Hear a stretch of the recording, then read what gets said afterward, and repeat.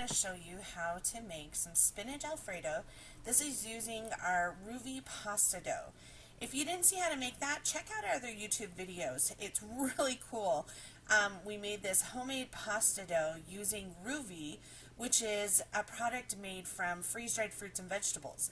So this pasta dough actually has 8 servings of fruits and vegetables in it. And it tastes amazing. Not only does it get this beautiful purple color, but it has an amazing flavor. And there's actually 4 different colors that we did, 4 different versions of the RUVI dough. So for this one, for the spinach Alfredo, what we're going to do is we're going to make this into fettuccine. So for starting off, now I put this in the first time kind of thick.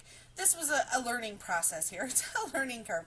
And the more you do this, the easier it gets. But I have the attachment, the pasta attachment for my KitchenAid. So worth every penny. You guys, I watched some tutorials and things with them hand cranking, and I was like, oh my goodness, I can't, like, you kind of need both hands. So I can't imagine how hard it would be to have to crank and try to do everything with your other hand. So this is definitely, if you're thinking about making pasta even fairly often, this is a good investment. So the first thing you want to do is just, we're going to roll it out flat. You want your pasta dough set on number 1, so the biggest setting first. And I run it through a couple times. Folding it in thirds over itself just kind of helps square it off, so you have some nice square edges. Once you have it a couple times through 1, move it down to number 2. And all this is doing is this is gradually making it thinner. It puts the rollers a little closer together, so it just slowly thins your dough. And you want, this is something you want it to be a slower process. It's worth it. It's not like it takes that long, but it's definitely something you want to do. Now, I made the mistake here of using too much dough at first. So see how long it is? It was kind of hard to work with. So what I decided to do was just cut it in half, which totally fine. You can do that.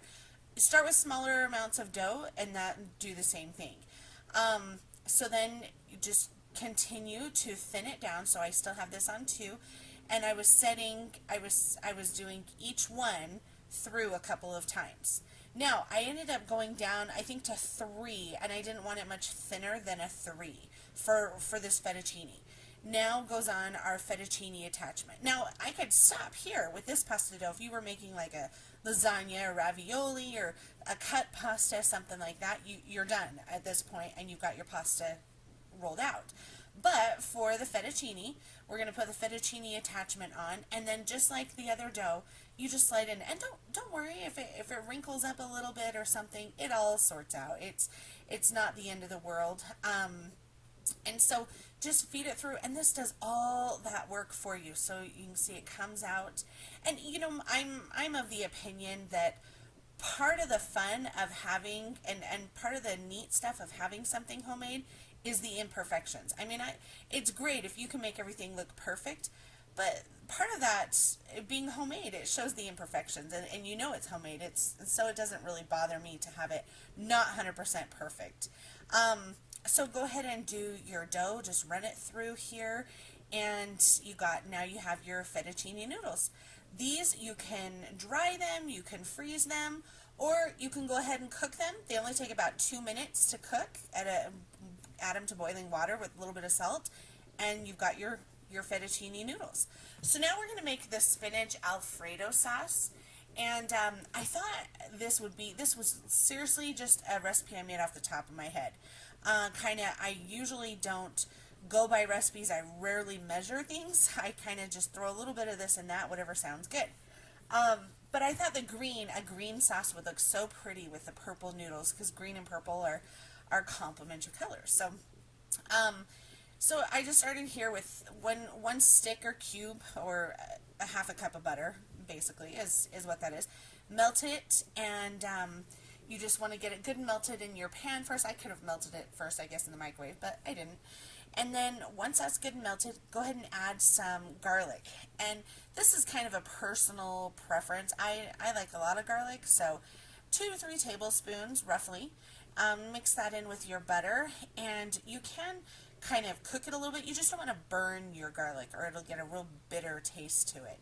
But if you want to cook it a little bit, that's fine. I just did enough to kind of mix in with the butter. Then you're going to add lots of spinach, and I mean lots of spinach.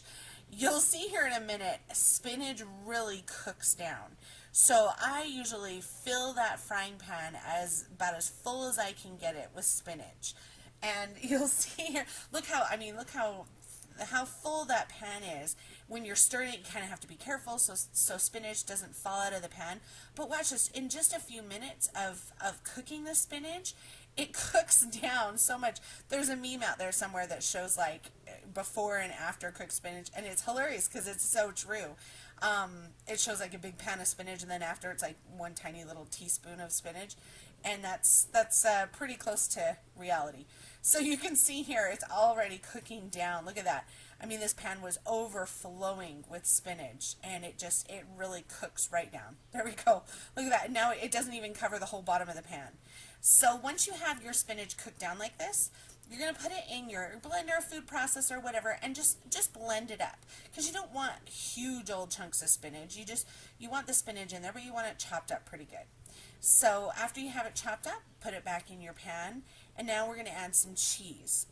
This is your basic Alfredo is like garlic and Parmesan cheese and cream. That's kind of and butter.